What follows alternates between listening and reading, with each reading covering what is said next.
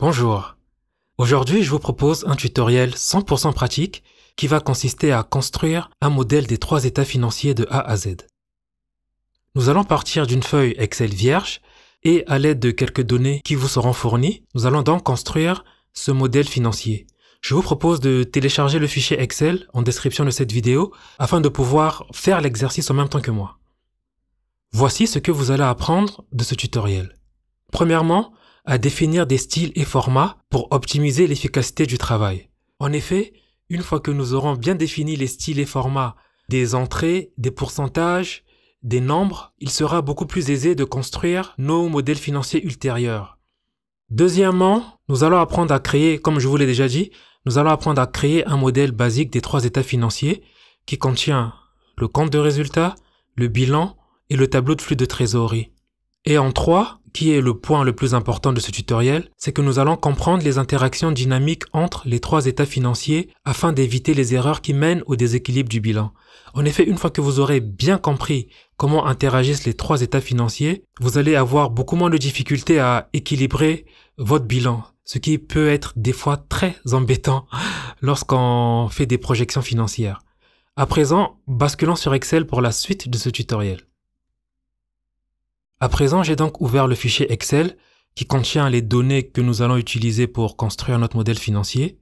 Et comme je vous l'ai précédemment précisé, nous allons partir d'une feuille Excel vierge. Ce que je vais faire, c'est que je vais rajouter une feuille Excel à notre fichier, simplement en appuyant sur le signe plus ici.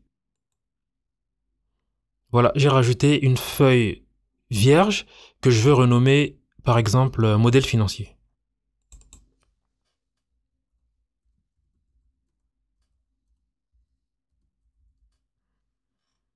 Je vais ensuite déplacer la feuille, je vais la mettre au début, je vais la mettre en première position. Voilà.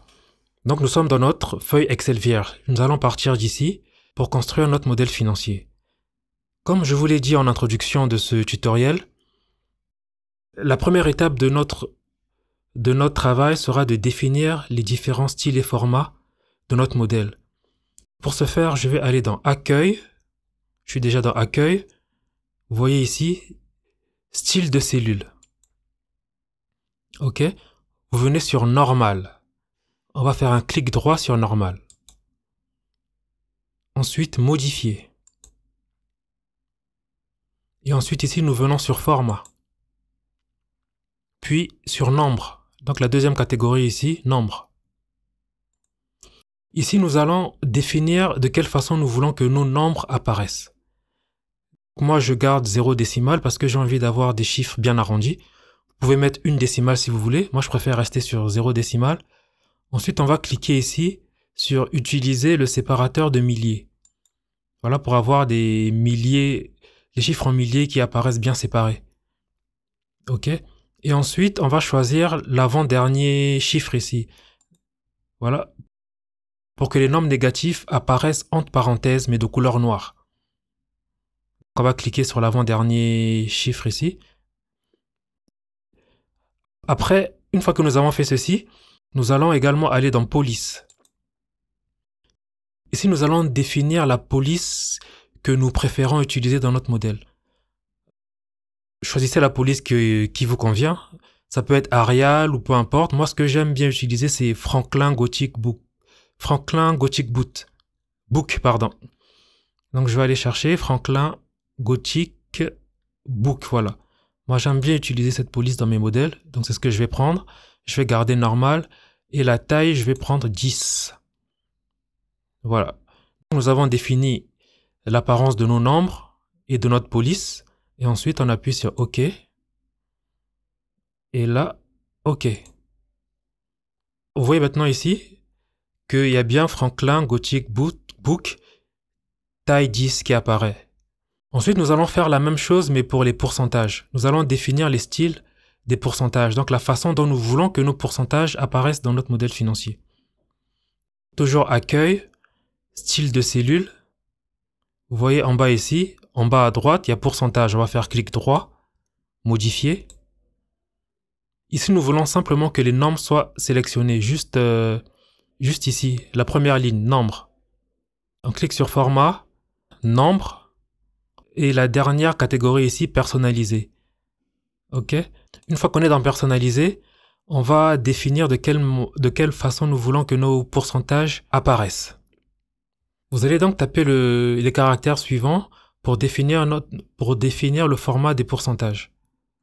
Ensuite, une fois que nous avons tapé ce texte, on va appuyer sur OK et OK. Grâce au texte que nous avons saisi, nos pourcentages négatifs vont apparaître entre parenthèses, plutôt que d'avoir le signe moins devant. Je trouve que visuellement, c'est beaucoup plus élégant d'avoir les pourcentages négatifs entre parenthèses. Après avoir défini l'apparence de nos pourcentages, nous allons ensuite définir le style de nos inputs. Les inputs sont les données modifiables du modèle, autrement dit les hypothèses. Donc nous voulons faire en sorte qu'elles soient facilement identifiables pour l'utilisateur. Pour ce faire, nous allons aller dans Accueil, Style de cellule. Vous voyez ici, nous avons Entrée. Entrée c'est en français, c'est la version française de Input.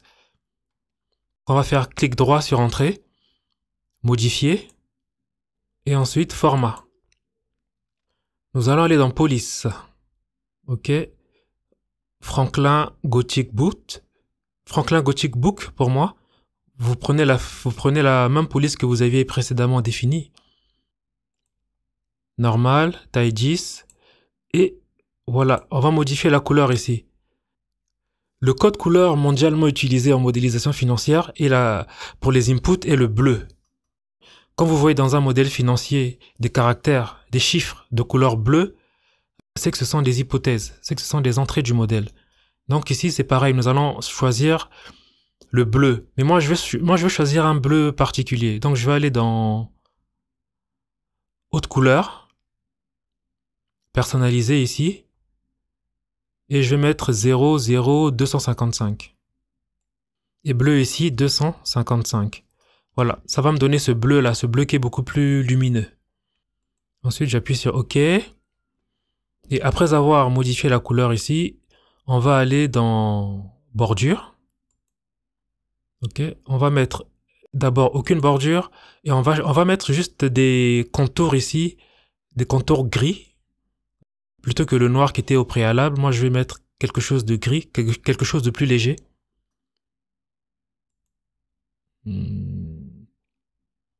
Alors, par exemple, ce gris-là. Ok, donc je vais mettre les bordures. Ok, et ensuite, on va aller dans Remplissage. Tout à l'heure, je vous ai dit qu'on veut que les hypothèses soient facilement repérables par l'utilisateur du modèle. Donc, on va mettre une couleur ici assez flashy. On va aller dans Haute couleur, Personnaliser, et vous allez simplement saisir le même code que moi. Ici, on va garder 255. Là, on va mettre 250 et 160. Voilà, c'est pour avoir ce jaune-là, ce jaune qui est très flashy. Ensuite, on appuie sur OK et OK. OK, on valide. À présent, nous allons définir la largeur de nos colonnes. Vous allez venir ici en haut à gauche, ici, pour sélectionner toutes les colonnes. Nous allons ensuite aller dans Accueil, Format, Largeur par défaut. On va définir la valeur de 11 pour la largeur par défaut. OK, 11. Une fois que nous avons défini cette largeur par défaut, nous allons ensuite modifier la colonne, nous allons ensuite modifier la largeur de la colonne A. Dans la colonne A, nous allons définir la largeur de 2. Donc, on sélectionne la colonne. On peut faire CTRL espace, Accueil, Format, Largeur de colonne. Ensuite, on tape 2. Voilà, cette première colonne sera toute petite. Nous n'allons rien écrire dans cette colonne. Nous allons nous en servir comme colonne de navigation. Je vais vous expliquer plus tard de quoi il s'agit. Pour l'instant, voilà, définissez juste une largeur de 2. Ensuite, nous allons aller sur la colonne B. Nous allons sélectionner la colonne B. Pareil, Accueil, Format, Largeur de colonne. Ici, nous allons mettre 35. Au fait, dans cette colonne, nous allons écrire les différents postes, les différents postes du compte de résultat, donc le texte qui sera dans notre modèle. C'est pourquoi cette colonne doit être plus large que les autres. Ok, donc B ici, et puis le reste des colonnes aura la largeur de 11. Après avoir défini les largeurs de nos colonnes, nous allons ensuite retirer toutes ces lignes qui apparaissent ici sur notre feuille Excel. Pour ce faire, nous allons aller dans Affichage et Quadrillage ici. On va désélectionner Quadrillage. C'est beaucoup plus agréable à l'œil de supprimer toutes ces lignes. Voilà, nous allons supprimer le quadrillage. À présent que nous avons défini le style et la structure de notre onglet ici, nous allons pouvoir aller dans l'onglet Data afin de récupérer tous les états financiers et de les coller ici et de pouvoir commencer le cas pratique. Nous voyons dans l'onglet Data que nous avons le compte de résultat, le tableau de flux de trésorerie et le bilan de l'entreprise. Par ailleurs, nous voyons que les données nous sont fournies pour 2 exercices, à savoir 2022 et 2023. Ce sont donc les données historiques de l'entreprise. Dans l'onglet Hypothèses, nous voyons que les hypothèses nous sont fournies pour les années 2024 et 2025. Ce sont donc les années prévisionnelles. Nous allons donc construire des projections pour les années 2024 et 2025. Ce que nous allons faire, c'est que nous allons copier les états financiers. Nous allons le faire progressivement. Nous allons commencer par le compte de résultat. Nous allons copier les données et les coller dans l'onglet Modèle financier. Pour ce faire, je vais me positionner dans la cellule A1 et ensuite, à l'aide des touches Shift ainsi que les flèches, je vais sélectionner le compte de résultat. Je sélectionne jusqu'au résultat net. Ensuite, je copie, CTRL-C.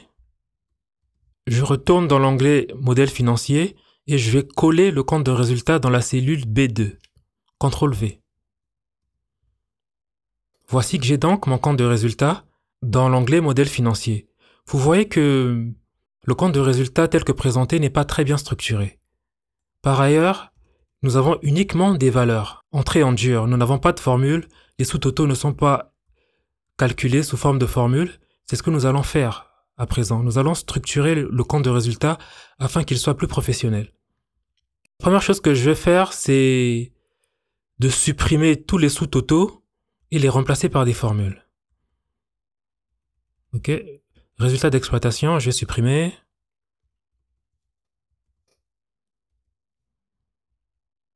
Ensuite, je vais supprimer résultat avant impôt. Ok. Résultat net, je vais supprimer. Je vais remplacer tous ces sous-totaux par des formules. Et je vais également rajouter un sous-total ici.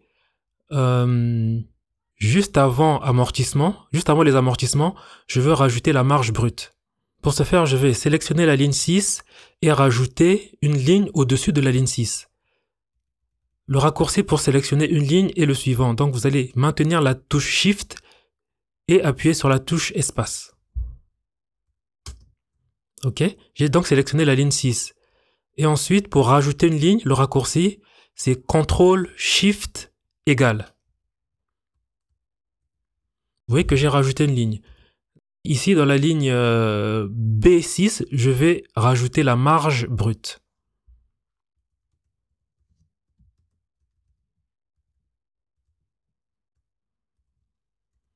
Ici, nous allons calculer la marge brute.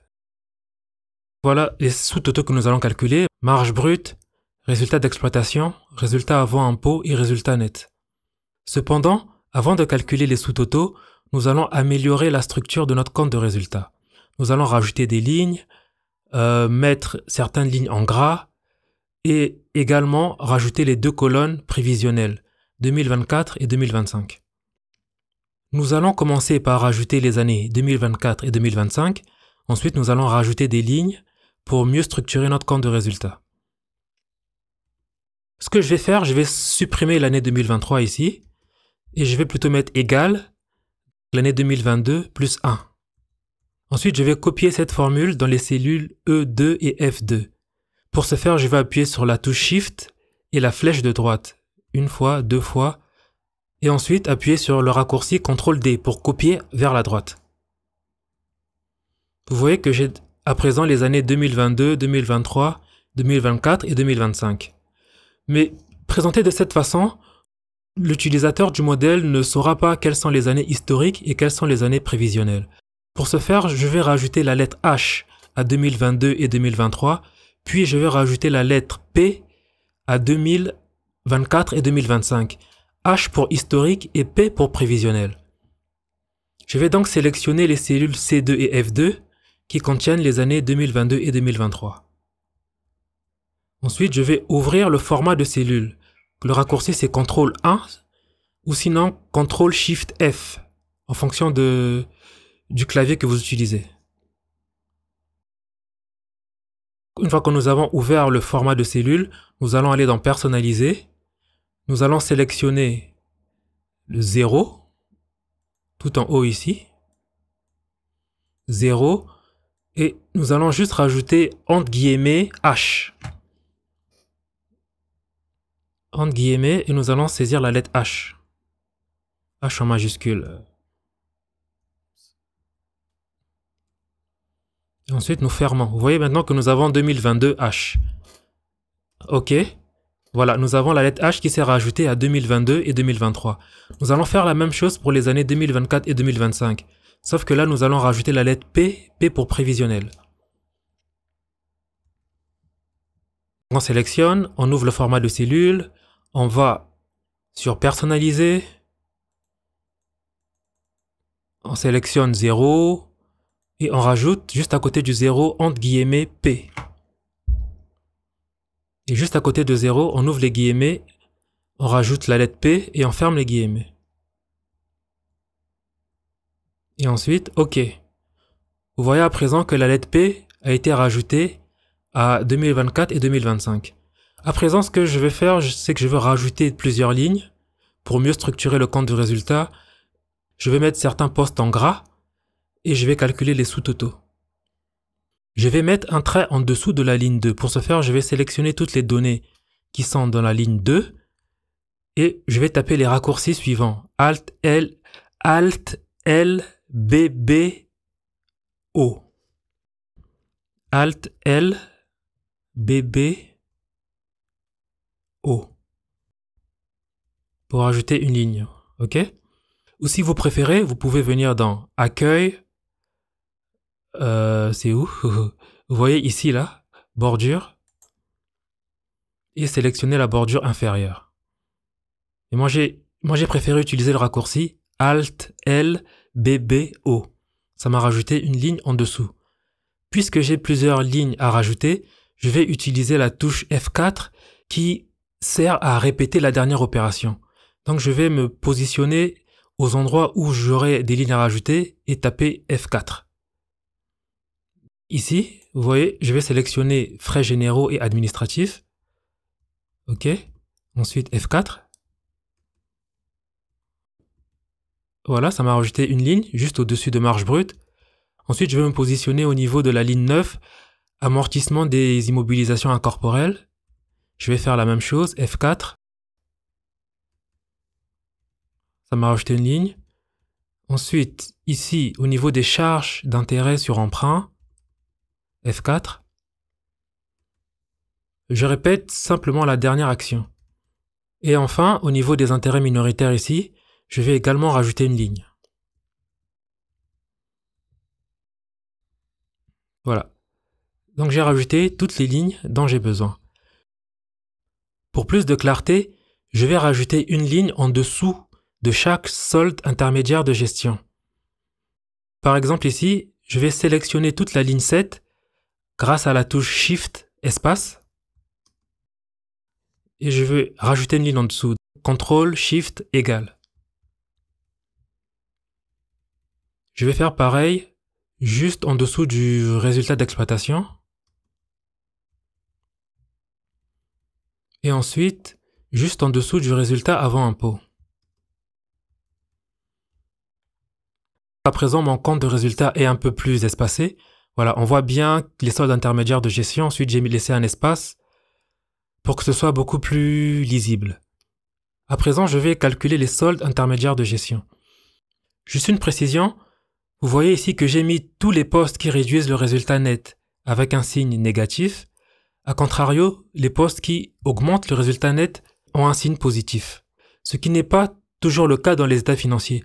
De manière générale, dans les états financiers publiés par les entreprises, tous les chiffres sont écrits de manière positive et c'est donc à l'utilisateur des états financiers de savoir que par exemple le coût des biens vendus est une charge et donc a un signe négatif. Mais moi, pour plus de clarté, voilà, j'ai directement renseigné tous les postes qui réduisent le résultat net avec un signe négatif ici, comme les coûts des ventes et les frais généraux par exemple. A contrario, le chiffre d'affaires et les revenus d'intérêt, voilà, on va les mettre directement avec des signes positifs. À présent, calculons les soldes intermédiaires de gestion. Pour la marge brute, nous allons donc faire égal, somme,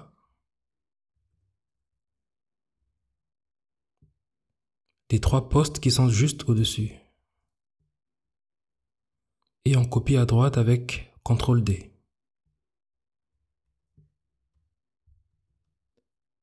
Pour le résultat d'exploitation, nous allons faire somme de la marge brute et des amortissements.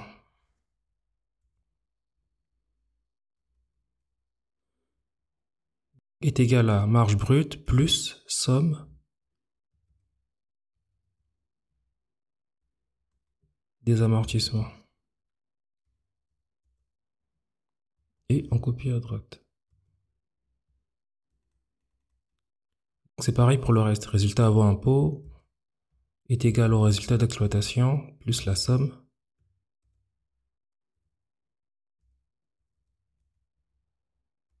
de ces trois postes-là.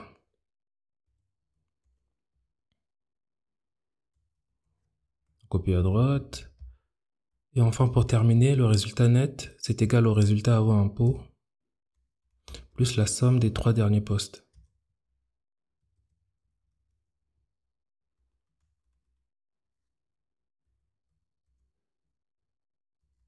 Et on copie à droite. Avant de poursuivre, je vais tout de même vérifier que mes formules sont bonnes. Je vais aller dans l'onglet Data et vérifier les montants de résultats nets. Ici, en 2022, j'ai 333 millions et en 2023, 359 millions. Quand je viens dans l'onglet Data ici, nous voyons bien qu'en 2022, oui, nous avons 339 millions et en 2023, nous avons 359 millions. Pour terminer avec notre compte de résultats, je vais à présent mettre plusieurs lignes en gras. La première ligne ici, je vais la mettre en gras, CTRL G. Je n'ai pas sélectionné. CTRL G. Et je vais utiliser la touche F4 pour répéter la dernière action. Donc je me positionne sur marge brute, F4. Résultat d'exploitation, F4. Résultat avant impôt, F4. Et enfin, résultat net, F4. Dernière chose, je vais rajouter un remplissage au niveau de la première ligne ici. Je vais sélectionner les données de la première ligne. Je vais aller dans Accueil, Remplissage, et je vais mettre une couleur gris. Celle-ci. Voilà. Voici donc pour notre compte de résultats. Après le compte de résultats, nous allons à présent récupérer dans l'onglet Data les données du tableau de flux de trésorerie et faire exactement le même travail. Nous allons mieux structurer ces données, nous allons mettre certaines lignes en gras, remplacer les valeurs des sous-totaux par des formules et ainsi de suite. Donc je vais dans l'onglet Data, je sélectionne le tableau de flux de trésorerie, CTRL C et ensuite je vais coller dans l'onglet Modèle financier avec CTRL V.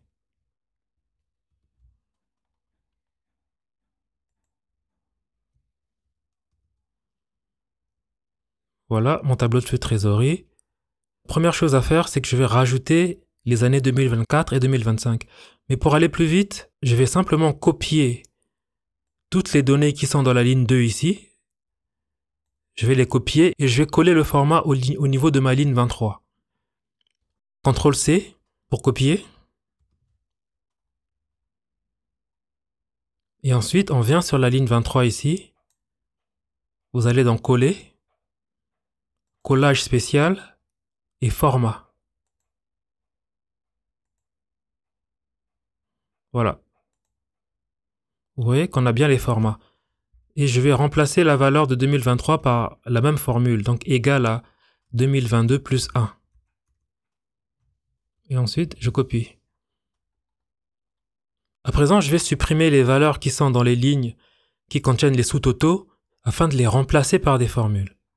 Nous avons ici le flux de trésorerie d'exploitation, le flux de trésorerie d'investissement, le flux de trésorerie de financement. Tout ça, ce sont des formules.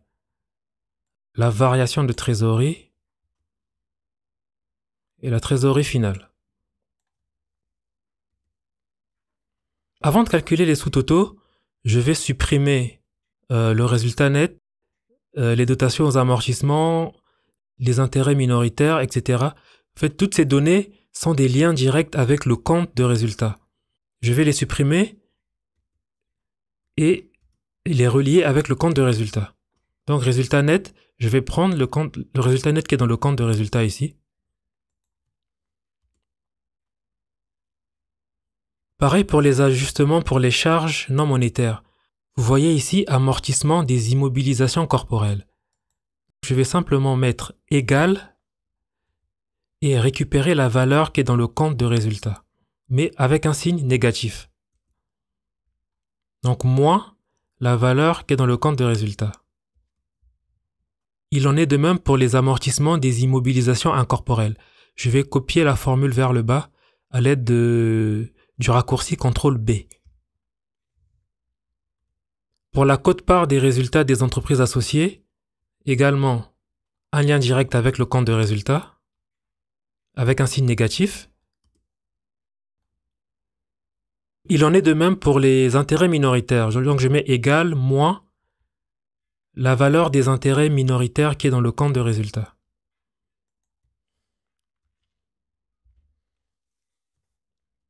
Ce que nous avons fait ici, c'est que nous avons récupéré les valeurs qui sont dans le compte de résultat, mais avec un signe négatif. En mettant un signe négatif, nous avons annulé ces opérations parce qu'elles ne se sont pas caractérisées par un décaissement d'argent. Ce ne sont pas des flux de trésorerie. Par exemple, lorsqu'une entreprise enregistre des dotations aux amortissements, elle ne renseigne pas, elle ne remplit pas un chèque. Voilà, elle ne dépense pas de l'argent. Vous voyez qu'en 2022, les amortissements des immobilisations corporelles étaient de 110 millions. Mais l'entreprise n'a pas signé de chèque pour une valeur de 110 millions. C'est simplement une écriture comptable. Voilà pourquoi nous annulons ces opérations-là dans le tableau de flux de trésorerie. Ensuite, je peux copier sur l'année 2023. CTRL D. À présent, je vais rajouter des bordures supérieures au niveau des sous-totaux, comme nous l'avons fait dans le compte de résultat.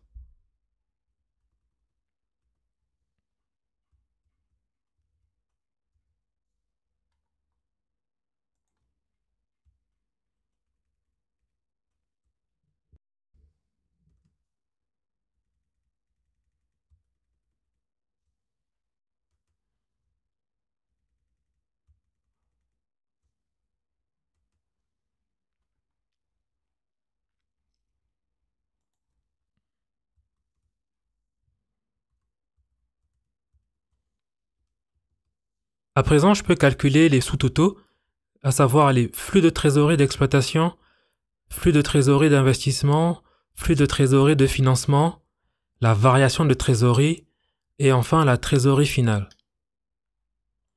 Donc je vais utiliser la formule somme.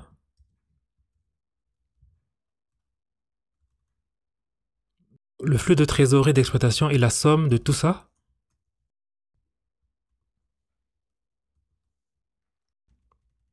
Concernant le flux de trésorerie d'investissement, puisque nous avons des chiffres qui se suivent, pour calculer la somme encore plus rapidement, nous pouvons utiliser les touches Alt égale. Alt égale. Vous voyez que la somme est tout de suite calculée. Pour le flux de trésorerie de financement, puisque nos valeurs sont espacées, nous ne pouvons pas utiliser le raccourci Alt égale. Nous devons donc plutôt utiliser la fonction somme.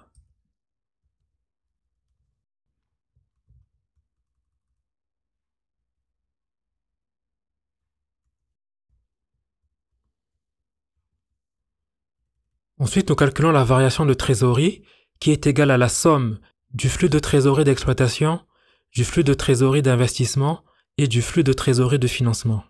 Donc égal flux d'exploitation plus flux d'investissement plus flux de financement. Et on copie. Pour la trésorerie finale, puisque les valeurs se suivent ici, nous pouvons utiliser le raccourci Alt égal pour calculer la somme plus rapidement.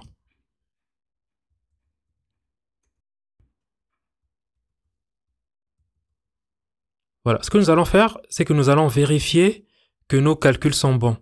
Nous allons comparer la valeur de la trésorerie finale ici aux valeurs qui sont dans l'onglet Data.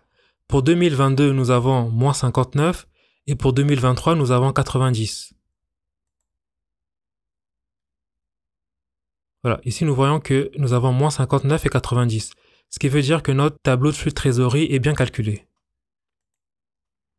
Dernière chose ici, pour que notre tableau de flux soit encore plus dynamique, nous allons supprimer la valeur de la trésorerie initiale ici dans la cellule D53. OK, et nous allons la remplacer par la trésorerie finale de l'année précédente. Égale à... Voilà, la trésorerie initiale est égale à la trésorerie finale de l'année précédente. Dernière chose à faire dans notre tableau de flux de trésorerie, c'est que nous allons mettre certaines lignes en gras pour qu'elles soient plus visibles.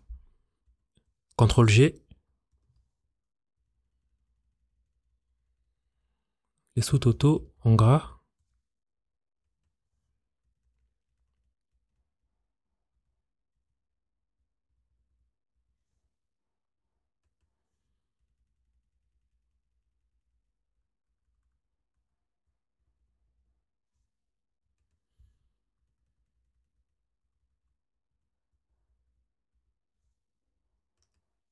Voilà donc pour les données historiques de notre tableau de flux de trésorerie.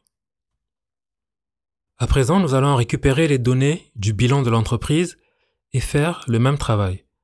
Mais tout d'abord, pour avoir une meilleure visibilité au niveau de mon écran, je vais réduire le ruban ici, car il prend pas mal d'espace. Pour ce faire, je vais appuyer sur les touches CTRL F1. Voilà, nous avons un peu plus d'espace ici au niveau de notre écran. Donc je vais donc aller dans l'onglet Data et copier les valeurs du bilan.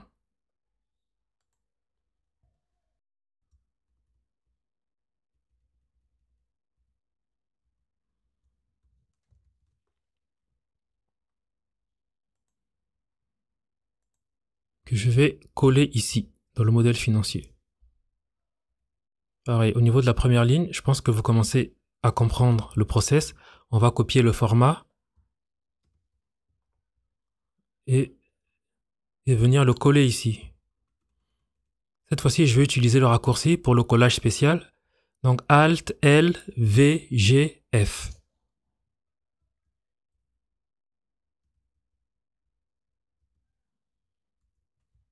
Et OK. Ici, pour que mes années soient plus dynamiques, je vais remplacer 2023 par 2022 plus 1. Et ensuite, je copie pour les années suivantes. Là, au-dessus de la ligne 59, je vais rajouter une ligne pour préciser qu'on est au niveau de l'actif. Donc je sélectionne la ligne, CTRL SHIFT égal. J'enlève ce remplissage. Et ici, j'écris actif.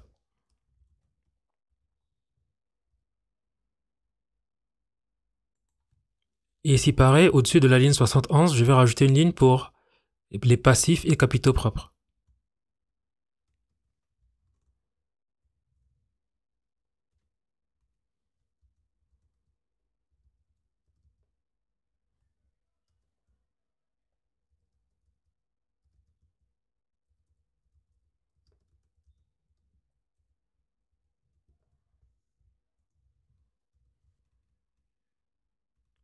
OK. Je vais supprimer tous les sous-totaux et les remplacer par des formules.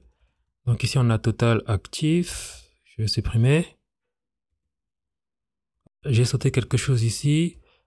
Total actif courant. c'est une formule ici. Voilà, je vais remplacer par des formules. Tout ce que je supprime ici. Total passif courant, pareil. Total passif.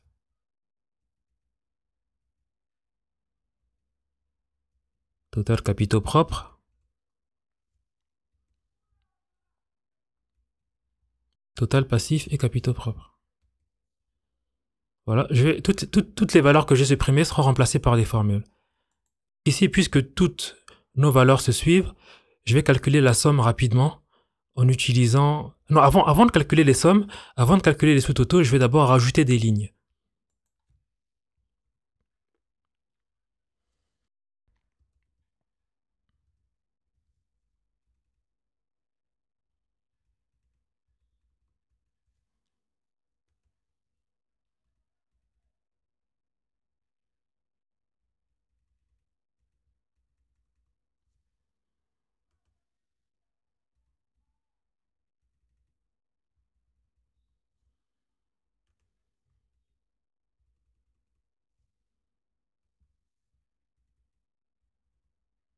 Voilà, autre chose, je vais séparer ici les actifs courants des actifs non courants. Je vais rajouter une ligne ici pour un peu plus d'espace. Ok, voilà, je crois que c'est bon. À présent, je peux calculer les sous-totaux. Donc ici, pour calculer le total actif, puisque nos valeurs se suivent, je vais utiliser la formule alt égale pour faire la somme rapidement.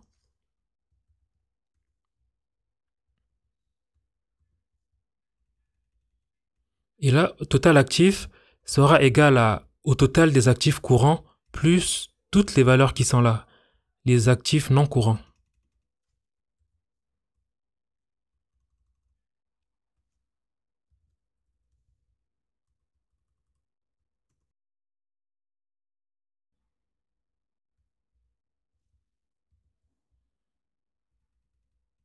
Et là, pareil, pour calculer le total des actifs courants, ici j'ai oublié de mettre une ligne.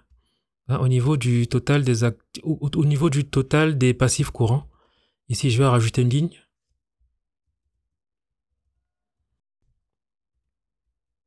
Et également séparer les passifs courants des passifs non courants. Donc je vais rajouter un espace en dessous. Je pense que c'est plus clair de cette façon. Au niveau du total des passifs courants, puisque pareil, les valeurs se suivent, je vais utiliser la formule alt égale pour faire la somme rapidement.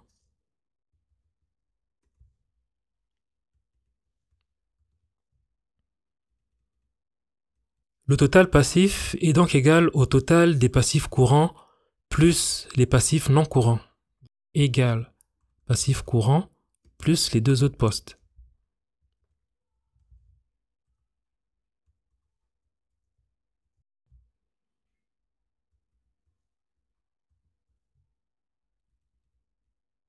Le total des capitaux propres est égal aux intérêts minoritaires plus capital social plus résultat non distribué.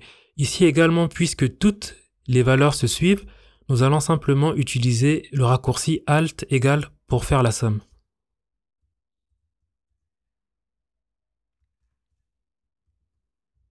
À présent, nous allons calculer le total passif et capitaux propres, afin de vérifier qu'il est bien égal au total actif, pour que la règle de la partie double soit respectée. Total passif et capitaux propres est égal à, on va prendre total capitaux propres plus total passif.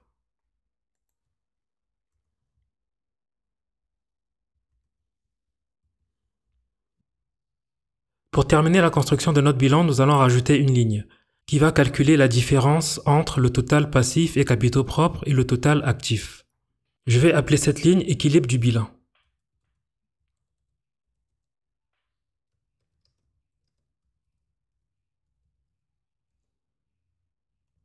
La formule est la suivante. Nous allons simplement faire la différence entre la valeur du total passif et capitaux propres et la valeur du total actif.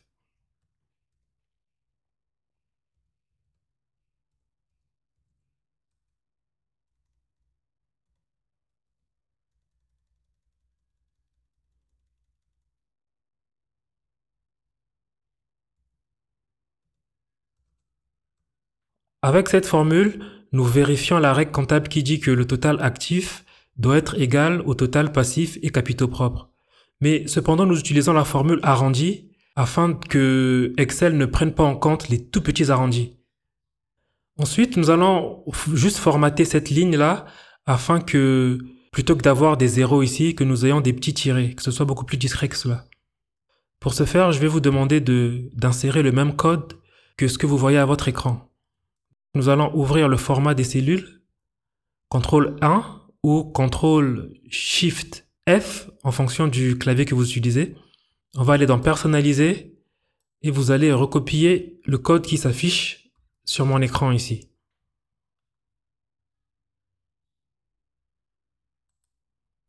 En saisissant ce code, vous voyez à présent que les zéros ont été remplacés par des tirés. Je trouve que c'est beaucoup plus élégant d'avoir des tirés de cette façon plutôt que d'avoir des zéros. Maintenant que nous avons intégré cette ligne équilibre du bilan, lorsqu'il y aura un déséquilibre entre le total actif et le total passif, vous verrez la valeur du déséquilibre à la place du tiré. Pour tester, je vais modifier une valeur. Par exemple, ici au niveau du capital social, je vais remplacer les 400 par 0. Et vous voyez ici qu'on a une différence de 400. Il y a un écart de 400 ici qui s'affiche. Autre chose que j'aimerais qu'on fasse, c'est qu'on utilise la mise en forme conditionnelle. Lorsqu'il y a une erreur, donc lorsque le total actif n'est pas égal au total passif, nous allons appliquer une mise en forme conditionnelle afin que l'erreur soit beaucoup plus visible. Nous allons sélectionner les cellules. Bon, je vais sélectionner déjà les 4 cellules. Nous allons aller dans Accueil, Mise en forme conditionnelle, Règles de mise en surbrillance des cellules, et nous allons aller tout en bas dans Autres règles. OK. Et ici, vous voyez, appliquer une mise en forme uniquement aux cellules contenant valeur de la cellule supérieure à, mais plutôt que de supérieur à, nous allons mettre différent de. OK? Différent de 0. Ce que je suis en train de faire ici, c'est que sur la ligne équilibre du bilan, lorsque la valeur sera différente de 0, c'est à ce moment-là que nous allons appliquer la mise en forme conditionnelle. Une fois que nous avons fait ceci, nous allons aller dans Format pour formater de la façon que nous voulons. Donc je vais aller dans Format, dans Remplissage, Autre couleur, Personnaliser. Ici, nous allons saisir 222 et ensuite 49, puis 99. Après, vous pouvez prendre la couleur que vous voulez. Le but, c'est juste d'avoir quelque chose d'assez flashy pour que l'utilisateur remarque rapidement les erreurs. Ok. Ensuite, je vais également modifier la police. Au niveau de la police, je vais mettre la couleur blanche et le texte en gras. Ensuite, on appuie sur OK et on appuie encore sur OK. Dorénavant, lorsque nous aurons une erreur, donc lorsque le total actif ne sera pas égal au total passif et capitaux propres, le chiffre va s'afficher avec le format que nous venons de définir. Je vais refaire la même chose que j'ai fait tout à l'heure. Je vais remplacer les 400 par 0. Nous voyons que le moins 400 apparaît avec la mise en forme conditionnelle que nous venons de définir. À présent, nous avons terminé avec notre bilan historique. Jusqu'à présent, nous avons donc renseigné les données du compte de résultat, du tableau de flux de trésorerie et du bilan que nous avons retraité. Nous avons remplacé les valeurs qui étaient au niveau des sous-totaux par des formules. Nous avons arrangé le format, rajouté quelques lignes, rajouté des bordures, formaté différemment les dates, les années, afin que la structure du modèle soit plus professionnelle. Au début de la présentation, j'avais précisé que la colonne A servirait de colonne de navigation. Voyons à présent de quoi il s'agit. Vous avez constaté que dans ce modèle financier, j'utilise une présentation verticale, c'est-à-dire que je superpose dans une même feuille tous les états financiers, plutôt que de créer un onglet pour le compte de résultat, un onglet pour le bilan et un onglet pour le tableau de flux de trésorerie. J'ai choisi ce type de présentation parce qu'elle permet d'aligner les années. Vous voyez que, par exemple, dans la colonne C, nous avons l'année 2022 de chaque état financier.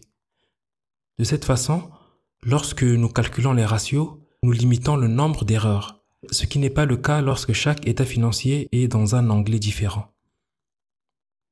Cette présentation verticale peut tout de même poser quelques soucis lorsque le fichier devient de plus en plus grand, au fur et à mesure que nous rajoutons des lignes, que nous rajoutons des sections à notre modèle financier. Il peut devenir assez fastidieux, par exemple d'aller du compte de résultat jusqu'au bilan.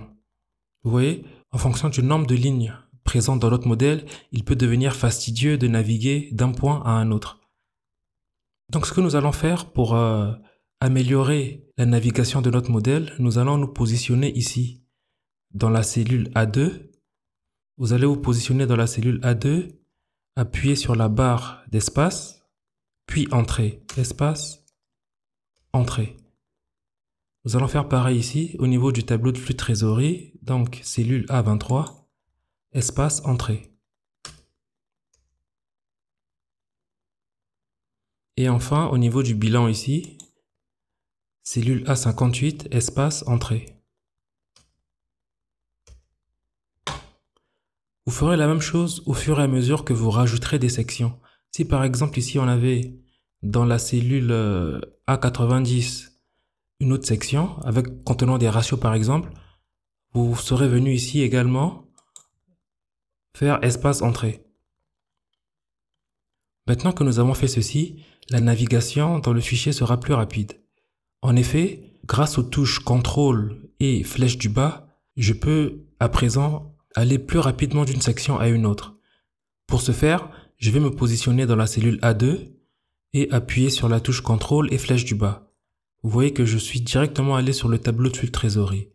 Et quand j'appuie une fois de plus sur la touche du bas, je suis directement au niveau de la section du bilan. Et pour remonter, je vais toujours maintenir la touche CTRL et appuyer cette fois-ci sur la touche du haut. Voilà, on remonte facilement et on descend beaucoup plus facilement. D'où l'intérêt de laisser la colonne A vide et de s'en servir comme colonne de navigation. Donc simplement en se positionnant sur les premières lignes de chaque section et en utilisant les touches CTRL, enfin les touches espace, entrée, espace, entrée. Maintenant que nous avons renseigné tous nos états financiers historiques, nous allons enfin pouvoir commencer avec nos projections. Pour ce faire, je vais commencer par rajouter plusieurs lignes au-dessus de nos états financiers afin de pouvoir coller les hypothèses qui nous ont été fournies dans le fichier. Les hypothèses qui vont servir de base pour nos projections. Donc je vais me positionner dans la cellule A1, appuyer sur les touches Shift espace pour sélectionner toute la ligne et ensuite, souvenez-vous, le même raccourci CTRL Shift égal pour rajouter une ligne. Ensuite, je vais appuyer plusieurs fois sur la touche F4 afin de répéter la même action et donc de rajouter plusieurs lignes. Je rajoute plusieurs lignes pour créer un espace dans lequel je vais coller les hypothèses de projection. Maintenant que j'ai rajouté plusieurs lignes, je vais aller dans l'onglet Hypothèses, copier les hypothèses et venir les coller ici. Et ensuite CTRL V, je vais coller ici dans la cellule B2 avec les touches CTRL V. Vous voyez que les années 2024 et 2025 sont mal positionnées. Je vais les couper et les coller dans les colonnes E et F.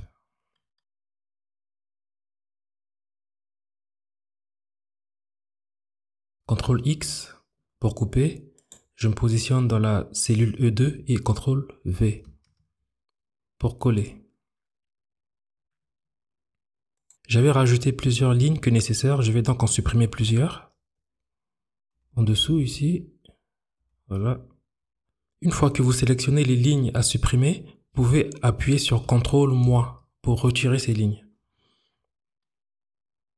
Je vais copier le format de la première ligne du compte de résultat, donc je sélectionne les données de la ligne 30, CTRL-C. Je me positionne sur la première ligne de la section hypothèse. Et ensuite, le raccourci Alt, L, V, G, F. Le raccourci pour copier le format. De cette façon, j'ai rapidement formaté la première ligne de la section hypothèse. Maintenant, souvenez-vous qu'en tout début de ce tutoriel, nous avions défini les styles et formats pour les entrées. Vous allez à présent voir l'intérêt d'avoir fait tout ce travail. Nous allons sélectionner toutes nos hypothèses, aller dans Accueil, Style de cellule, et nous allons cliquer ici sur Entrée. vous voyez que nous avons rapidement formaté les entrées, donc les hypothèses de notre modèle. C'était l'intérêt d'avoir défini au départ tous ces styles et tous ces formats. Maintenant que nous avons les hypothèses bien renseignées dans notre modèle, nous allons pouvoir commencer nos projections. Mais avant de commencer, voyons la démarche que nous allons adopter pour atteindre notre objectif. Premièrement, nous allons projeter intégralement le compte de résultat, à l'exception des produits et charges financiers. Ensuite, nous allons projeter les postes du bilan relatifs aux actifs et passifs opérationnels, donc les postes du besoin en fonds de roulement et les autres actifs et passifs opérationnels. Troisièmement, nous allons projeter entièrement le tableau de flux de trésorerie. En 4, nous allons projeter les postes restants du bilan qui n'avaient pas été traités à l'étape 2, puis bien vérifier que l'actif est égal au passif, donc que notre bilan est bien équilibré. Voilà, il est important à cette étape de bien vérifier d'avoir un bilan équilibré. Sinon, il faut regarder le travail et corriger les erreurs qui ont été faites. Et enfin, en 5, on finalise le compte de résultat en calculant les produits et charges financiers qui n'avaient pas été traités au départ. Avant de démarrer avec les projections du compte de résultat, je vais corriger des erreurs qui se sont glissées au niveau des en-têtes, du tableau de flux de trésorerie et du bilan. Regardez pour les années 2023 et 2024, vous voyez qu'il y a une lettre H à côté des années, alors que la lettre H est utilisée pour les années historiques. Il y aurait dû avoir une lettre P ici. Cette erreur s'est glissée lorsque j'ai copié le format de la cellule D vers les cellules E et F. J'aurais dû coller uniquement les formules. Je vais donc corriger cette erreur. Pour ce faire, puisque l'entête du compte de résultat est correcte, je vais copier ici le format. Au niveau du compte de résultat, donc CTRL C. Oups, j'ai fait une erreur. CTRL C. Et je vais sélectionner les cellules à modifier et je vais copier le format. Je vais coller le format, pardon. Souvenez-vous du raccourci Alt L V G F. Voilà, j'ai copié le format. Je vais faire la même chose ici au niveau du bilan. Je vais sélectionner les cellules à modifier et je vais simplement appuyer sur la touche F4 pour répéter la dernière action. Donc je sélectionne et ensuite F4. J'ai répété l'action précédente. À présent, les en-têtes de mes états financiers sont corrects. J'ai remplacé les lettres H par les lettres P au niveau des années prévisionnelles ici, 2024 et 2025. Commençons donc les projections de notre compte de résultat. Vous allez constater au niveau de nos hypothèses que la grande majorité des hypothèses nous sont directement données. Alors que dans la réalité, lorsqu'on fait de la modélisation financière, c'est à l'analyste même de déterminer les hypothèses. Le but de cet exercice étant de bien comprendre les différentes connexions entre les trois états financiers, toutes les hypothèses vous sont fournies. Vous n'avez pas à les déterminer vous-même.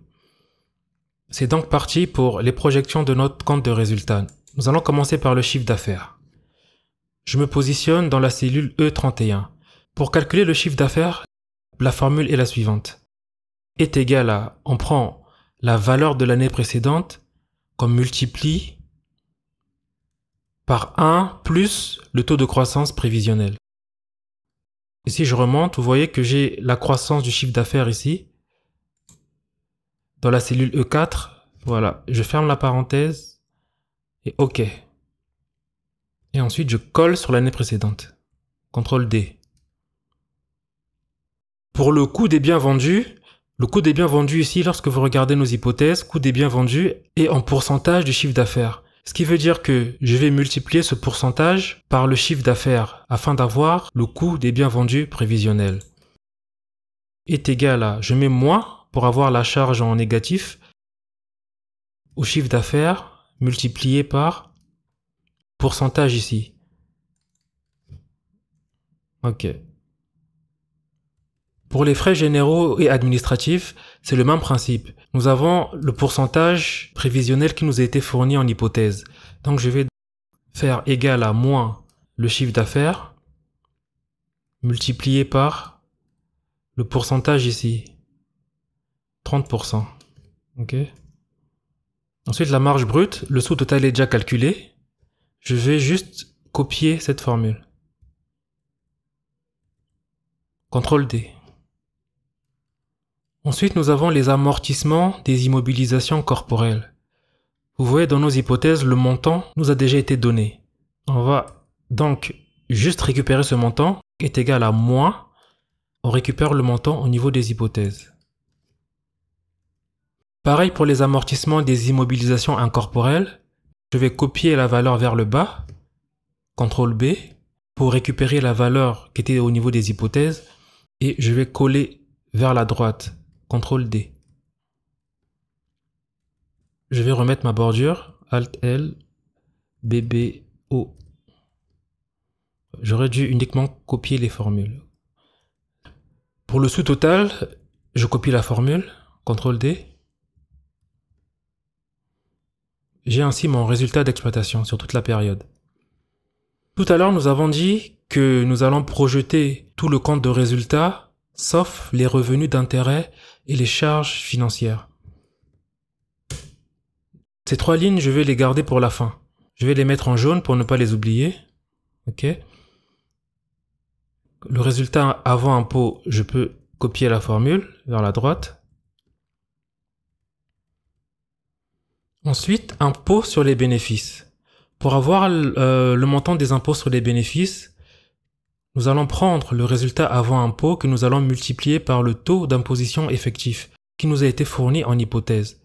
Par conséquent, la formule est la suivante, est égale à moins, pour avoir la charge en négatif, toujours, le résultat avant impôt multiplié par le montant du taux d'imposition effectif que je vais chercher ici au niveau des hypothèses. Taux d'imposition effectif qui est de 40%.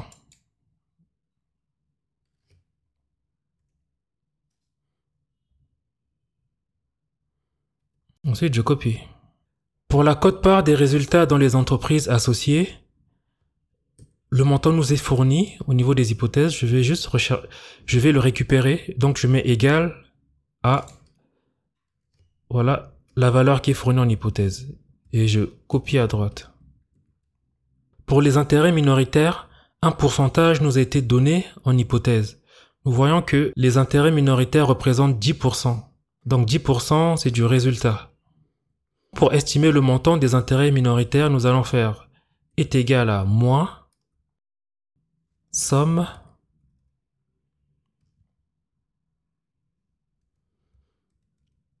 donc la somme du résultat avant impôt moins les impôts et ensuite plus la quote-part des résultats dans les entreprises associées. C'est tout ça que nous prenons et que nous multiplions par les 10%. Parce que les intérêts minoritaires correspondent à la part des bénéfices qui reviennent aux actionnaires minoritaires de l'entreprise. Nous allons prendre tout ce que l'entreprise a généré comme résultat et multiplier par la part des intérêts minoritaires. Donc c'est la part du bénéfice qui revient aux actionnaires minoritaires. Ensuite, on colle. Et enfin, pour le résultat net, je vais coller la formule à droite. Voilà, nous avons donc terminé avec notre compte de résultat. Comme nous l'avons dit au préalable, la première étape est de projeter tout le compte de résultat à l'exception de ces postes-là que j'ai mis en jaune. Donc les revenus d'intérêt et les charges financières. Nous reviendrons là-dessus à la fin. Après avoir projeté les postes de notre compte de résultat, nous allons à présent nous focaliser sur le bilan, plus précisément les postes relatifs aux actifs et passifs opérationnels. Donc le besoin en fonds de roulement et les autres actifs et passifs opérationnels. Il s'agit des postes suivants. Là, je suis au niveau du bilan, donc voici les postes que nous allons projeter. Nous avons les comptes clients. Je vais surligner ces postes pour que ce soit plus clair pour vous. Nous avons les comptes clients ou encore les créances clients. Les stocks. Je vais modifier ici, plutôt que compte client, je vais écrire créance client. C'est plus clair. C'est l'expression la plus utilisée. Créance client. Ensuite, on va projeter les autres actifs courants. Ensuite, il y a autres actifs à long terme. Tout ceci sont les actifs et passifs opérationnels. C'est ce que nous allons projeter ici dans la deuxième étape. Ensuite, autres passifs courants. J'en ai sauté Ah oui, voilà, c'est dette fournisseur, voilà. Dette fournisseur également. Je crois que je les ai tous surlignés, je récapitule. Donc nous avons bien les créances clients, les stocks, les autres actifs courants, les autres actifs à long terme, les dettes fournisseurs, ainsi que les autres passifs courants, voilà. Ce sont ces postes que nous allons projeter. Donc nous allons commencer par les créances clients. La formule pour projeter les créances clients est la suivante. En fait, il y a plusieurs façons de projeter les créances clients. On peut calculer les créances clients en pourcentage du chiffre d'affaires et faire des projections. Mais ici, dans les hypothèses, on nous a donné le nombre de jours. Vous voyez ici, dans la ligne 15, nous avons les créances clients en jours. On nous a dit qu'en 2024, les créances clients vont représenter 72 jours de chiffre d'affaires. Et en 2025, pareil, 72 jours. Lorsqu'on nous donne des jours, comme c'est le cas ici, la formule pour calculer les créances clients est la suivante. Nous calculons d'abord le chiffre d'affaires journalier. Pour ce faire, nous allons donc faire égal à chiffre d'affaires. Donc je remonte dans le compte de résultat, chiffre d'affaires divisé par le nombre de jours dans la période. Ce nombre de jours nous est fourni ici, 360. On divise d'abord le chiffre d'affaires par le nombre de jours dans la période, ce qui me donne le chiffre d'affaires journalier.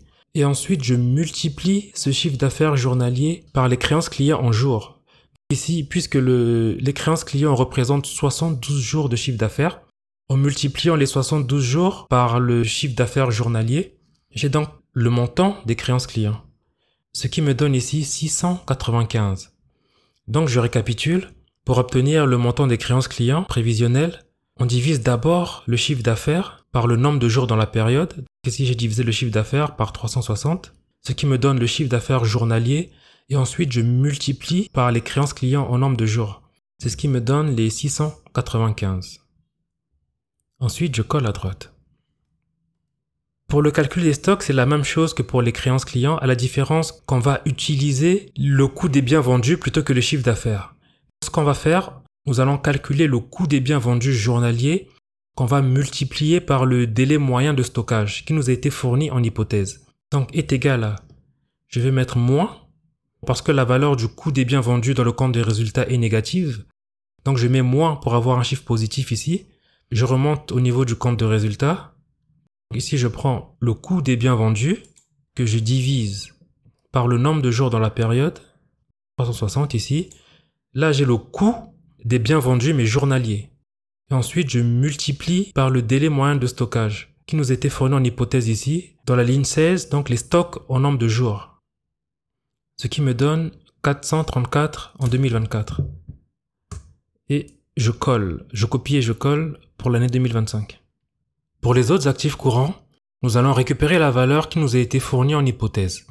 Je vais donc faire est égal à, je remonte au niveau des hypothèses, et je récupère la valeur des autres actifs courants dans la ligne 17, ici 1500. Ensuite, je colle à droite. Pour le total des actifs courants, j'ai juste copié et collé la formule à droite qui avait déjà été calculée en année 2023 et 2022. Ensuite, nous allons donc projeter les autres actifs à long terme. C'est le même principe que les autres actifs courants. La valeur prévisionnelle nous a été fournie en hypothèse. Nous allons mettre est égal à et nous allons aller récupérer la valeur qui nous a été fournie. Ici, en ligne 18, donc les 500. Et je colle à droite. Je peux également déjà copier-coller la valeur de total actif.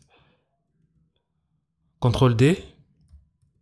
Ensuite, pour les dettes fournisseurs. Pour les dettes fournisseurs, c'est le même principe que pour les stocks.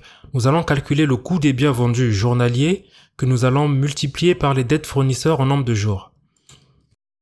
Est égal à moins. On remonte au niveau du compte de résultat pour récupérer le coût des biens vendus. Qu'on divise par le nombre de jours dans la période pour avoir le coût des biens vendus, les journaliers, et ensuite qu'on multiplie par les dettes fournisseurs en nombre de jours. Donc les 50 ici. Ensuite, on colle la formule à droite. CTRL D. Et pour les autres passifs courants, nous allons aller récupérer la valeur qui nous a été fournie en hypothèse. Est égal à, je remonte au niveau des hypothèses, 1000. et je colle à droite. CTRL D, je colle. Je peux dès à présent copier la formule du total passif courant. Ici, CTRL D. Et voilà. Nous en avons donc terminé avec la deuxième étape du processus qui consistait à projeter les postes du bilan relatifs aux actifs et passifs opérationnels. Donc le besoin en fonds de roulement et les autres actifs et passifs opérationnels. Ensuite, dans la troisième étape de nos projections, nous allons projeter intégralement le tableau de flux de trésorerie. Donc à présent, je suis au niveau du tableau de flux de trésorerie. Cet état financier commence par le résultat net. Le résultat net est un lien direct avec le compte de résultat. Vous voyez ici, en année 2023, nous avons mis égal D48. D48, c'est le résultat net de l'année 2023. Ici, ça va être très simple. Nous allons juste copier-coller. Nous allons juste coller cette formule. CTRL D. Voilà pour récupérer les résultats nets des années suivantes. C'est la même chose ici au niveau des ajustements pour charges non monétaires.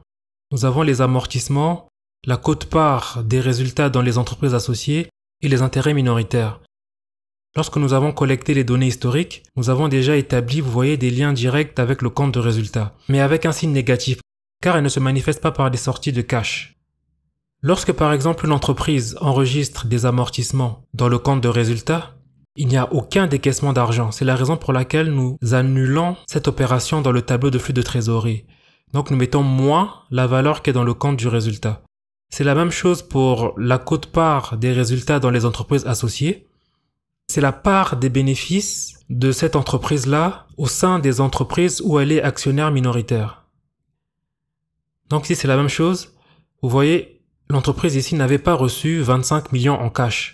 Les 25 millions étaient simplement la part des bénéfices qui revenaient à cette entreprise-là. Pour les années prévisionnelles, nous allons copier-coller cette formule-là. Nous allons juste copier à droite les valeurs du compte de résultat. Ensuite, nous allons nous focaliser sur la variation des actifs et passifs d'exploitation. Nous avons plusieurs lignes ici à calculer. Augmentation, diminution, donc il y a les comptes clients. Je vais modifier ici, plutôt que compte client, je vais mettre créance client.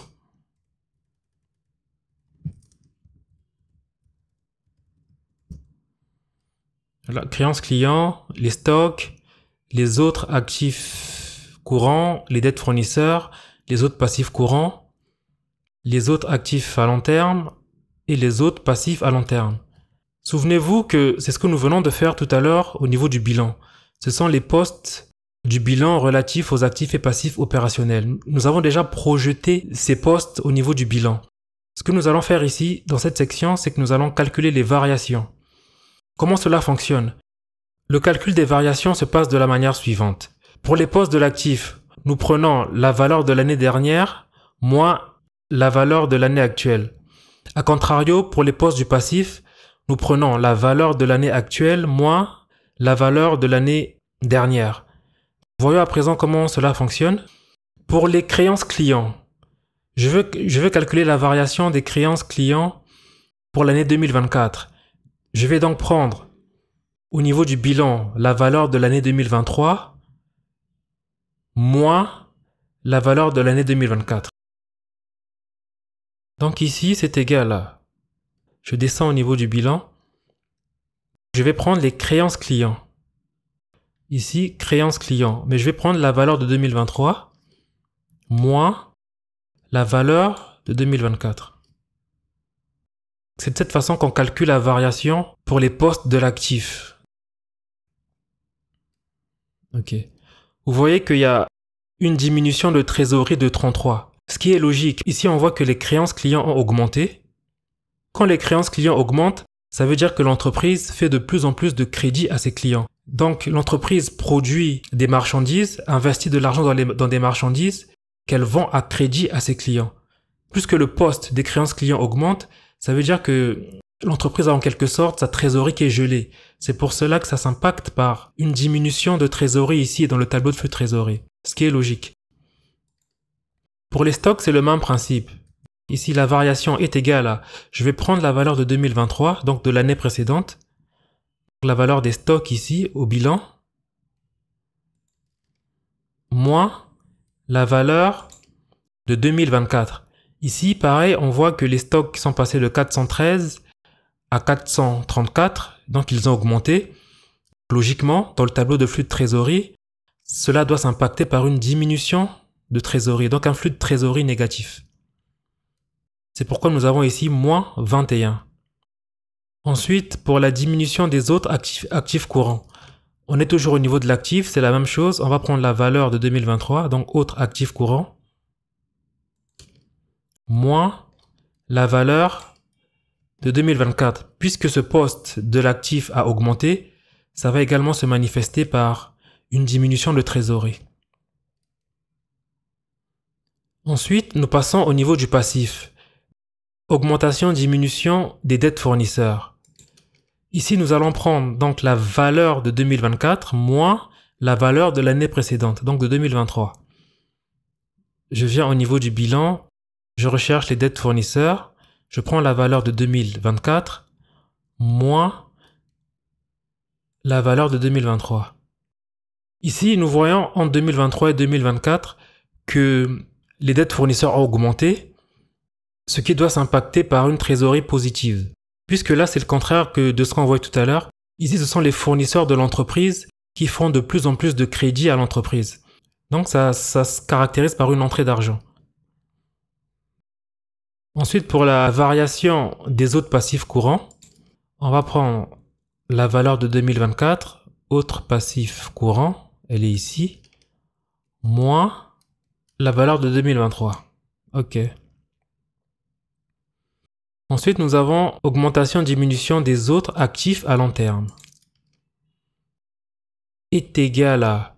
Là, on repart au niveau de l'actif. Donc, je vais prendre la valeur de 2023 moins la valeur de 2024. Donc, je vais rechercher ce poste-là au niveau du bilan. Autres actifs à long terme. Autres actifs à long terme. On est ici. Ça, 2023. Ah non, je me suis trompé. La valeur de 2023 moins la valeur de 2024. Et enfin, variation des autres passifs à long terme. Puisqu'on est au niveau du passif, on va prendre la valeur de 2024, la valeur de l'année la plus récente, 2024, moins la valeur de l'année précédente. Autres passifs à long terme, valeur de l'année 2024, moins la valeur de l'année précédente. Voilà.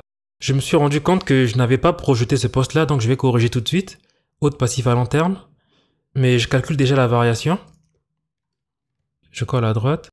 Et on va venir ici, on va compléter ici. Tout à l'heure, en étape 2, nous avons oublié de projeter ce poste-là. Donc pour projeter les autres passifs à long terme, les valeurs prévisionnelles nous ont été données en hypothèse. Je vais simplement aller les récupérer. Est égal à, je remonte ici au niveau de mes hypothèses, autre passif à long terme. Autre passif à long terme. On est ici au niveau de la ligne 21. C'est ça, 505. C'est ce que j'avais oublié tout à l'heure. Et donc je complète ici au niveau de mon bilan. Voilà, autre passif à long terme. Et je peux également copier-coller le total passif ici. Comme ça, c'est déjà fait. Voilà. Ensuite, je retourne au niveau de mon tableau de flux de trésorerie parce qu'on n'avait pas terminé au niveau tableau de flux de trésorerie. Nous avons calculé donc toutes les variations. Je copie-colle les formules. Et ensuite, le flux de trésorerie d'exploitation. Je copie et je colle la formule. Voilà. Nous avons terminé pour les projections de la section consacrée au flux de trésorerie d'exploitation ici. À présent, nous sommes au niveau des activités d'investissement. Pour les dépenses d'investissement, la valeur nous a déjà été fournie en hypothèse.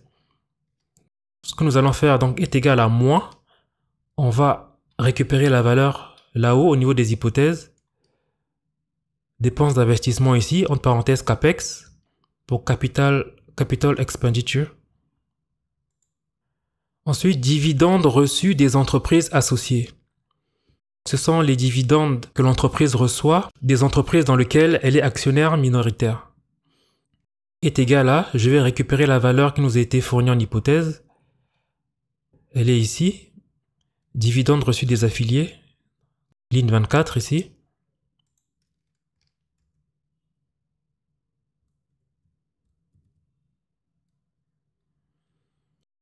Je peux copier-coller le total, le sous-total ici, flux de trésorerie d'investissement. Juste avec CTRL D.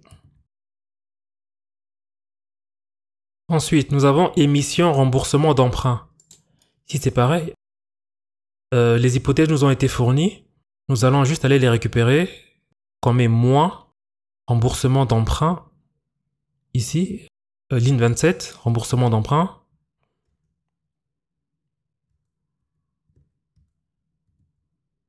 Ensuite, moins dividendes versés aux actionnaires de la société mère. Toutes ces données ont été fournies en hypothèse. Je vais chercher la valeur des dividendes versés aux actionnaires de la société mère. Moins dividendes. C'est ligne 23 ici.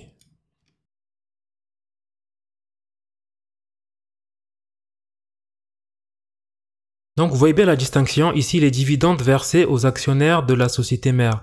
Ce sont les actionnaires majoritaires de cette société-là, sur laquelle nous sommes en train de travailler. A contrario, les dividendes versés aux intérêts minoritaires, ce sont les dividendes qui reviennent aux actionnaires minoritaires de la même entreprise. Souvent, dans les états financiers, vous verrez cette distinction-là. Donc on fait la distinction entre les actionnaires majoritaires de la société et les actionnaires minoritaires. Mais des fois, ça peut être consolidé en une seule ligne. Donc à présent, je vais récupérer la valeur des dividendes versés aux intérêts minoritaires. Ici, vous voyez qu'en 2022 et 2023, il y avait 0. Mais pour 2024 et 2025, il me semble qu'il y a une valeur qui nous a été fournie en hypothèse. En effet, voilà, ligne 25 ici, dividendes intérêts minoritaires, ici, 1 million. Donc on met bien le chiffre négatif, car les dividendes sont une sortie de trésorerie, ici. Dans la section activité financement ici, c'est une sortie de trésorerie, donc je mets le signe moins. Ensuite, pour le sous-total, flux de trésorerie de financement, je copie-colle la formule vers la droite, avec le raccourci CTRL D. Nous arrivons à la fin, progressivement, de notre tableau de flux de trésorerie. Nous sommes au niveau de la ligne 81, la trésorerie initiale. Trésorerie initiale est égale à la trésorerie finale de l'année précédente. Ici, la formule avait déjà été entrée en 2023. Je peux déjà copier-coller cette formule jusqu'à la fin. Ici, CTRL D. OK? Donc ici, vous voyez que la trésorerie initiale de 2024 est égale à la trésorerie finale de l'année précédente. Pour la variation de trésorerie, ici en ligne 82, la formule avait déjà été entrée pour les années précédentes. C'est bien égal au flux de trésorerie d'exploitation, plus le flux de trésorerie d'investissement, plus le flux de trésorerie de financement. Je vais copier-coller cette formule pour les 2 années suivantes. CTRL D. Et pour la trésorerie finale, pareil, je vais copier-coller la formule.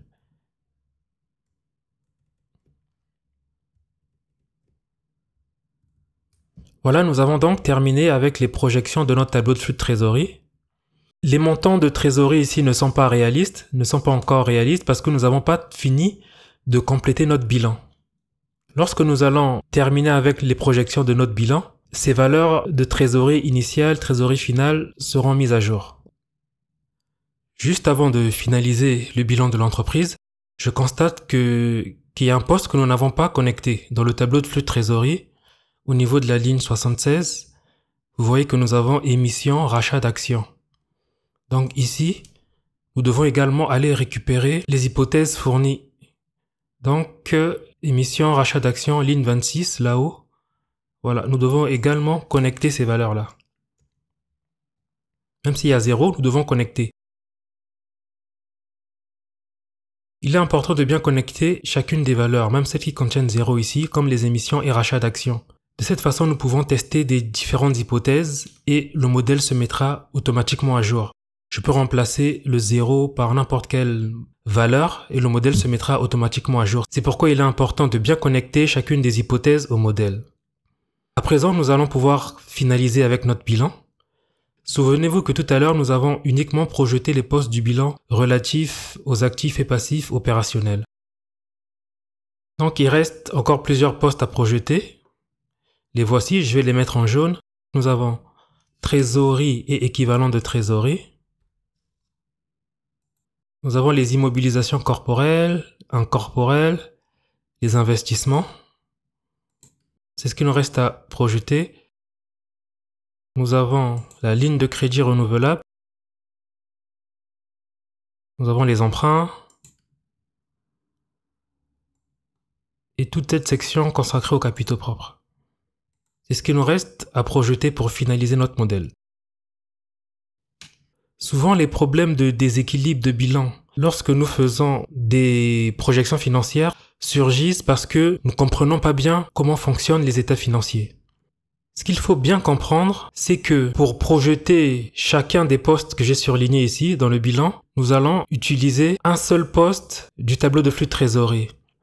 Commençons donc par les immobilisations corporelles nettes. La formule est la suivante. Est égal à, c'est toujours le même principe. Pour les postes de l'actif, vous allez prendre la valeur de l'année précédente moins les postes correspondant dans le tableau de flux de trésorerie. Pour projeter ces postes-là, c'est toujours de la même façon. On met égal la valeur de l'année précédente moins, je mets le signe moins chaque fois qu'on est au niveau de l'actif. A contrario, lorsque nous serons au niveau du passif, je mettrai le signe plus. Faites très attention aux signes, car c'est vraiment à ce moment-là que surgissent les erreurs qui mènent au déséquilibre de bilan. Quand on est au niveau de l'actif, donc on prend la valeur de l'année précédente, on met le signe moins, et on vient dans le tableau de flux de trésorerie, on cherche les postes correspondants. Quels postes du tableau de flux de trésorerie sont rattachés aux immobilisations corporelles nettes? C'est ça le travail que nous devons faire. Je remonte au niveau du tableau de flux de trésorerie. Les postes qui correspondent sont amortissement des immobilisations corporelles. Voilà. Donc c'est moins ça. Et ensuite, il y a un autre poste, moins, c'est au niveau du cycle d'investissement ici, les dépenses d'investissement. Les amortissements des immobilisations corporelles, elles symbolisent l'usure des immobilisations. Elles sont bien rattachées au poste immobilisation corporelle nette. Et les dépenses d'investissement, elles, à contrario, viennent augmenter les immobilisations. Donc ce que Excel va faire, c'est qu'il va réduire le montant des immobilisations de 110 et va augmenter le montant des immobilisations de 100. Parce que quand on fait moins 100 ici, c'est moins 100, ce qui fait plus 100. Ok. Donc nous avons projeté les immobilisations corporelles nettes. Ce que nous pouvons faire, c'est que à chaque fois que nous connectons le bilan et le tableau de flux de trésorerie, on peut surligner les postes du tableau de flux de trésorerie que nous avons déjà utilisés. Donc ici, je vais surligner amortissement des immobilisations corporelles et je vais également surligner dépenses d'investissement. Pourquoi je le fais? Parce que nous devons utiliser ces lignes qu'une seule fois. En fait, souvent nous faisons des erreurs qui mènent au déséquilibre du bilan ici parce que nous utilisons plus d'une fois les postes du tableau de flux de trésorerie. Alors que lorsque nous faisons la connexion entre bilan et tableau de flux de trésorerie, nous devons utiliser chaque poste du tableau de flux de trésorerie une seule fois. Pour les immobilisations corporelles nettes, nous avons déjà utilisé les amortissements des immobilisations corporelles et les dépenses d'investissement. C'est pourquoi je les ai surlignés en jaune. Donc ici, je peux copier à droite et je vais enlever ce jaune-là pour montrer que c'est déjà fait.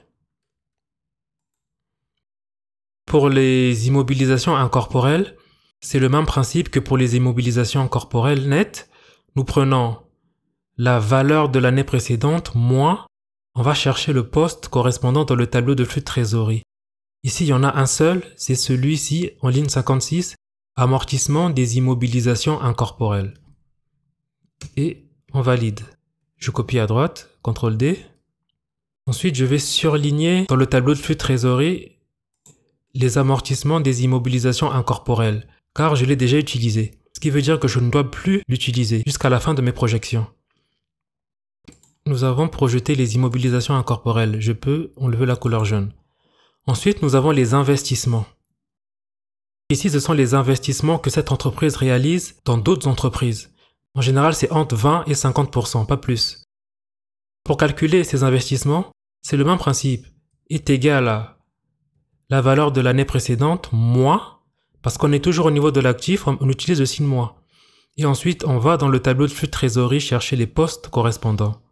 Donc ici, nous avons la quote-part des résultats dans les entreprises associées. Et il y en a un autre, moins les dividendes reçus des entreprises associées. Ce sont ces deux postes-là. On utilise toujours le signe moins parce que nous sommes toujours au niveau de l'actif. OK. Nous avons projeté les investissements. Je copie donc à droite. Je retire la couleur jaune au niveau du bilan. Et dans le tableau de flux de trésorerie, je surligne en jaune les postes que j'ai déjà utilisés, afin de ne pas commettre d'erreur en les utilisant une nouvelle fois. Donc il y avait quote-part des résultats dans les entreprises associées et il y avait également dividendes reçus des entreprises associées. Nous sommes en train d'avancer. Ensuite, je reviens dans mon bilan. La ligne de crédit renouvelable, je vais la garder à la fin. Je vais la traiter en même temps que la trésorerie et équivalent. Ensuite, ici, nous avons les emprunts. Pour les emprunts, là, nous passons au niveau du passif. Au niveau du passif, on utilise le signe plus. Donc, est égal à la valeur de l'année précédente plus, tout à l'heure on mettait moins quand on était au niveau de l'actif. Maintenant, ici, nous mettons plus. Et on va chercher les postes correspondants dans le tableau de flux de trésorerie. Ici, il y en a un seul, c'est le poste là en ligne 75, émission, remboursement d'emprunt. OK. On valide. On copie. Je peux le retirer la couleur jaune ici dans le bilan, car ce poste a déjà été traité. Et dans le tableau de flux de trésorerie, je vais surligner émission, remboursement d'emprunt, pour ne pas commettre l'erreur de réutiliser cette ligne. Ensuite, il nous reste la section consacrée aux capitaux propres, ainsi que la trésorerie et équivalent et la ligne de crédit renouvelable. Pour les intérêts minoritaires, donc est égal à la valeur de l'année précédente, plus, on remonte dans le tableau de flux de trésorerie, chercher les postes correspondants. Ici, nous avons les intérêts minoritaires ici, plus, il y a un autre poste, dividendes versés aux intérêts minoritaires. Donc nous sommes là, dividendes versés aux intérêts minoritaires. Ici, j'utilise le signe plus parce que nous sommes au niveau du passif du bilan. Ensuite, on copie, on colle à droite. CTRL D.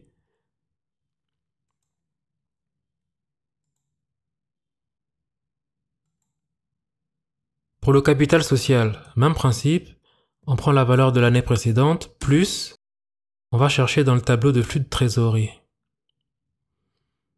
Le poste correspondant, il est ici en ligne 76, émission, rachat d'actions.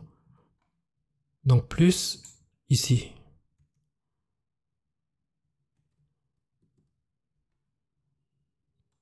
On colle à droite, je retire la couleur jaune, et je vais surligner les postes qui ont déjà été utilisés dans le tableau de flux de trésorerie. Donc celui-ci, émission, rachat d'actions. Et tout à l'heure, j'ai oublié dividendes versés aux intérêts minoritaires. Et intérêts minoritaires ici.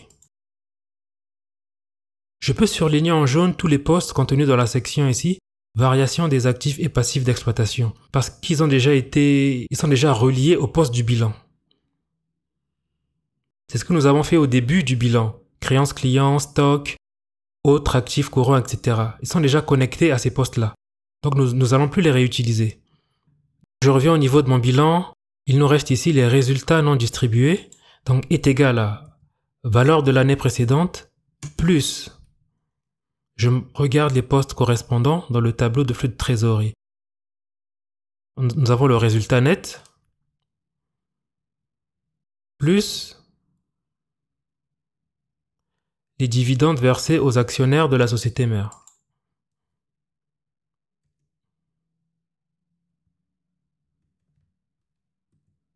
C'est bien cela. Les résultats non distribués, c'est égal aux résultats non distribués de la période précédente, plus le résultat net dégagé, moins les dividendes versés. Donc voilà, c'est bien cela. Je peux retirer la couleur jaune. Je vais surligner les postes déjà utilisés dans le tableau de flux de trésorerie.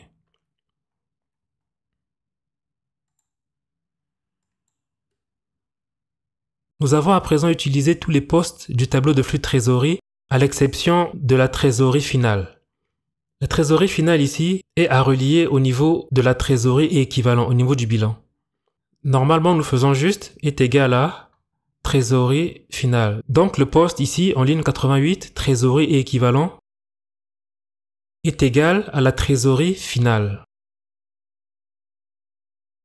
Le problème en faisant ceci est que si, par exemple, la trésorerie finale était négative, en mettant cette formule, nous aurions eu un montant négatif dans le bilan, une trésorerie négative dans le bilan, ce qui n'est pas le cas en réalité. Toutes les valeurs qui apparaissent dans le bilan ont un signe positif. Ce qui veut dire que lorsque la trésorerie est négative, nous mettons plutôt 0 et nous créons un nouveau poste ici, ligne de crédit renouvelable. Voilà, et nous mettons le montant positif ici. Le déficit de trésorerie, nous le mettons ici. En fait, nous rajoutons ce poste ligne de crédit renouvelable dans le modèle lorsqu'il y a un déficit de trésorerie. Plutôt que d'avoir une trésorerie négative ici, dans le bilan, nous mettons la valeur de 0 et l'entreprise emprunte ce montant auprès d'une banque. Donc nous créons un nouveau poste ici au niveau du passif, ligne de crédit renouvelable, ce qu'on appelle revolver en anglais, et nous mettons la valeur du déficit de trésorerie ici. Maintenant, nous allons exprimer ceci par une formule. Donc je supprime ce que j'avais mis au préalable, ici.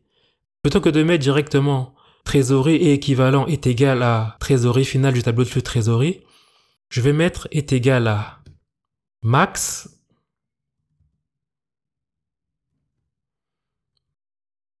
de ce montant-là, 0. En fait, la fonction max va me permettre d'éviter d'avoir des valeurs négatives ici. Si par exemple, au lieu d'avoir 29 en 2024, j'avais moins 29, nous aurions eu donc max, moins 29 et 0. Le maximum entre moins 29 et 0, c'est donc 0. J'aurais eu 0 plutôt que d'avoir une valeur négative ici. En fait, la fonction max permet au modèle d'éviter d'avoir des valeurs négatives au niveau de la ligne trésorerie et équivalent. Je ne veux pas avoir de valeur négative ici.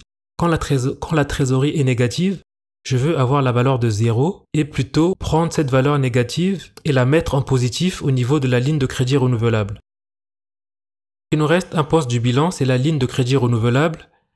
Ici, nous allons faire moins min. Tout à l'heure, nous avons utilisé la fonction max. Ici, nous allons utiliser la fonction min. Moins min, ça fait toujours référence au même poste du tableau de flux de trésorerie. Donc, moins min, trésorerie finale, 0.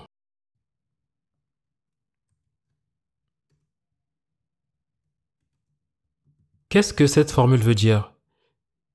Déjà, cette portion minimum E83 0. Ici, en 2024, la trésorerie finale est de 29. Ici, le modèle va récupérer la valeur minimale entre 29 et 0, qui est donc 0. A contrario, si la valeur avait été négative ici, par exemple moins 29 au lieu de 29, le modèle aurait récupéré la valeur de moins 29 ici, parce que le minimum entre moins 29 et 0, c'est moins 29. Donc le modèle aurait récupéré moins 29, et le fait de mettre le signe moins devant nous permet de convertir le moins 29 en 29, donc en un signe positif. Parce que dans le bilan, je répète, nous ne voulons pas avoir des valeurs de trésorerie, des valeurs d'endettement négatives.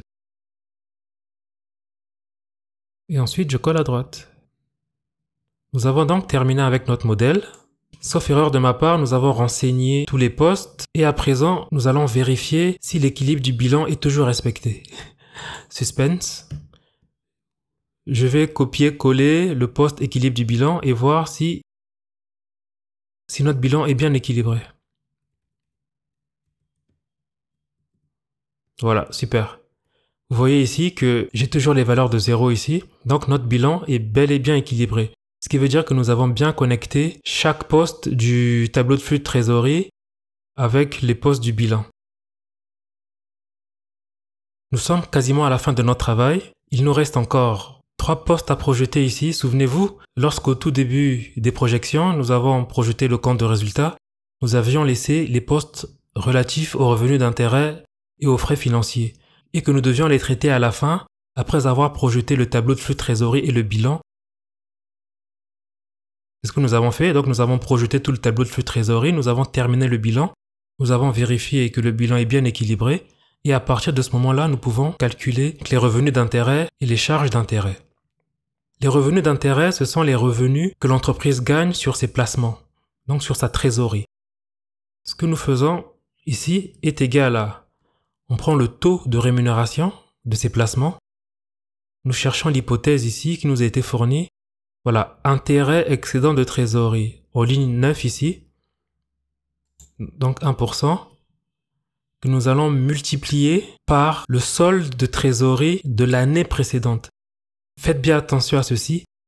Je vous recommande de prendre l'année précédente. Pourquoi l'année précédente? Parce que ça vous évitera d'avoir des références circulaires dans votre modèle. Vous n'avez pas besoin de références circulaires dans ce modèle. Les cas qui nécessitent des références circulaires dans les modèles sont vraiment très rares. Donc je vous recommande de multiplier le taux de rémunération du dépôt par la valeur de l'année précédente. Ça vous évitera donc d'avoir une référence circulaire. Nous verrons dans des prochains modules de quoi il s'agit. Mais pour l'instant, multipliez juste le taux de rémunération du dépôt par le solde de trésorerie, mais de l'année précédente. Je viens au niveau du bilan, trésorerie et équivalent, ici, de 2023. Voilà, et je colle à droite. CTRL D. Pour les charges d'intérêt sur la ligne de crédit renouvelable, ou encore le revolver en anglais, c'est le même principe. Nous allons prendre le taux d'intérêt de ces lignes de crédit-là. Nous cherchons l'hypothèse ici, intérêt ligne de crédit renouvelable, en ligne 10 ici. En ligne 10, non, 11, 10, que nous allons multiplier par le montant de la ligne, mais de l'année précédente. Ne prenez pas la même année, sinon vous aurez une référence circulaire. Ce qui va faire planter votre modèle, mais nous verrons plus tard comment traiter les références circulaires. Mais dans ce type de modèle, vous n'avez pas besoin d'avoir de référence circulaire, c'est mieux de prendre la valeur de l'année précédente. Ok, c'est pas ce qui va changer les résultats de votre analyse. Donc ici, je viens au niveau du bilan, je cherche le poste ligne de crédit renouvelable. Voilà, nous sommes ici, ligne 101. Ligne 101, je prends la valeur de l'année précédente. Et je mets un signe négatif, donc je multiplie par -1 pour avoir un signe négatif parce que c'est une charge. CTRL D, je copie. Et enfin, il nous reste un poste ici, les charges d'intérêt sur emprunt. Donc ici, nous allons faire égal moins, nous prenons le taux d'intérêt de ces emprunts, taux d'intérêt emprunt, ligne 11 ici, 6% également, multiplié, ici nous allons prendre une moyenne. Nous allons prendre la moyenne des emprunts. Donc je viens au niveau du bilan et je prends la moyenne des emprunts de l'année actuelle et de l'année précédente. Ok. Et je colle à droite. Maintenant que nous avons terminé avec nos projections, je vais faire une dernière chose concernant le format de notre fichier. Je vais mettre toutes les entrées en couleur bleue et je vais laisser uniquement les formules en noir. Pour le faire rapidement, je vais me servir de la touche F5. Ensuite, cellule. Constante. Sauf le texte. Au fait, ici, je demande à Excel de sélectionner toutes les constantes à l'exception du texte. Donc, c'est ce que Excel fait ici. Sélectionne toutes les constantes, excepté le texte. OK? Puisque j'ai sélectionné toutes les constantes, je vais ensuite les mettre en bleu.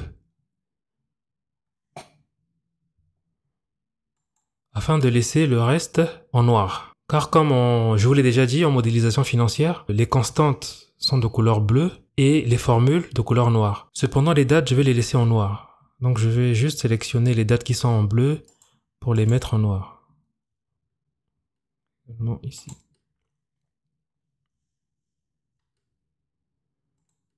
Donc je sélectionne tout et hop, je les mets en noir.